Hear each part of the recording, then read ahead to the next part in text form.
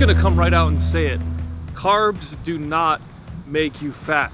And I'm gonna probably have to watch my back because the keto police might come after me with their batons made out of cherry-picked research articles.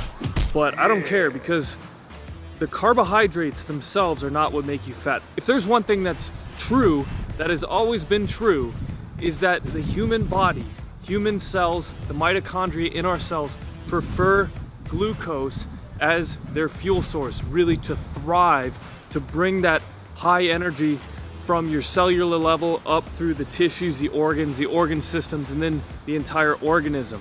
When people talk about other fuel sources in the body, like using just fatty acids for fuel and not using glucose, this is actually a survival mechanism in the body. It is not a method for thriving. It's not a method for producing really great health in your body. The carbohydrate metabolism is extremely efficient at producing health in the body. Carbs themselves are not going to make you fat. Glucose does not make you fat. Fructose does not make you fat. Here's what makes you fat. Developing insulin resistance over a long period of time due to overconsumption of calories in general and lack of nutrient density in the diet. They go hand in hand, because really the energy part is just half of the equation. You can consume a lot of energy as long as your body is healthy enough to actually metabolize that energy and put it to use, allow it to flow from the cellular level up through the organism level.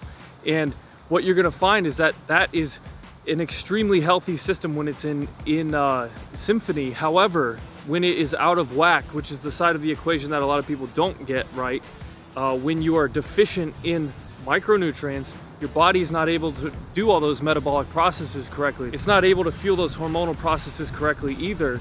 And that's when you go into this state of imbalance, especially with hormonal imbalance that leads eventually down the road to insulin resistance and leads to all sorts of different issues. Carbohydrates themselves do not cause insulin resistance. Overeating and lack of nutrient density in the diet, especially over years and years and years, lead to that insulin resistance that a lot of people have trouble with.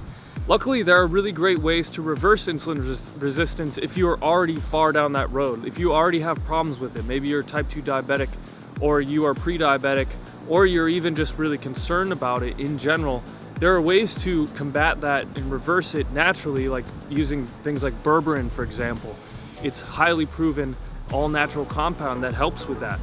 Chromium, cinnamon, all of these things have been shown to naturally help improve insulin sensitivity as just a natural compound. Now, there are other things like fasting that are very, very good for that as well. And that's why at Truth Nutra, we actually put together all those ingredients naturally into one formula. It's very affordable and easy to use, called Sensulin, that helps to work with your body to reverse that insulin resistance naturally, which actually there'll be a link near this video. You can check it out if you're interested in that sort of thing.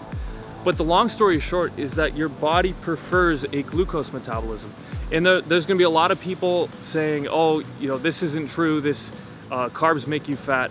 You know, I actually recently just lost 30 pounds and got very lean in about only 90 days, consuming 50% of my diet from carbohydrates in the sources of actually very nutrient dense sources like fruit, and then starches from things that are nutrient dense like potatoes and sweet potatoes, carrots, other tubers. So it comes down to the quality of the food source. You know, a lot of people just give a misnomer to the word carbohydrates to mean cake, donuts, just terrible quality foods in general. Things that also are very high in polyunsaturated fatty acids, which are toxic to the body and toxic to your thyroid. But when you are consuming a good amount of carbohydrates from great sources, your thyroid actually functions amazingly. Your cells and the mitochondria in your cells function amazingly. So I'm just saying what a lot of other people are thinking. A lot of people right now are talking about keto and how it's all super in vogue to present these oversimplified arguments for why you should be burning fatty acids for fuel instead of glucose. However, this unpopular opinion I think is warranted. I'm here to wake people up to the reality that you can consume healthy carbohydrates and be healthy, and you'll actually be more healthy on a glucose metabolism than you will be on a fatty acid metabolism. So if you have friends or family members that you think need to hear this material and hear this information, if this resonates with you, then share that with them. Share this video with them, like it, leave a comment and tag somebody. I'm here to help people in the way that I know how, and that's by creating videos to share the knowledge about these things, because I think a lot of people right now feel trapped. Like they feel like the only way for them to lose any sort of weight, to lose any body fat, is to go on a strict diet, a painful diet like the keto diet, you know, something where you feel like you're extremely restricted. I don't know how many stories, I've been teaching online health for probably 7 or 8 years now. I don't know how many times people have come to me, emailed me, told me these stories about being on a very strict keto diet and feeling great in the beginning, but eventually over months and months running out of steam because they've been on this survival metabolism for that period of time. They lose their hormonal health, they lose their reproductive health, they have troubles in the bedroom.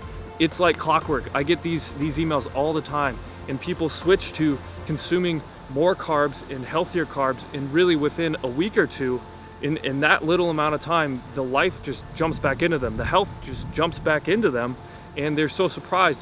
And that is a factor of the misinformation that's being spread around right now and in the health arena, in the health sphere, that is I think dangerous. So I'm doing my part, getting the word out there. If you want to do your part and share this with a friend, share this with someone who needs to know, just tag them in the comments or give it a share. Thanks for watching.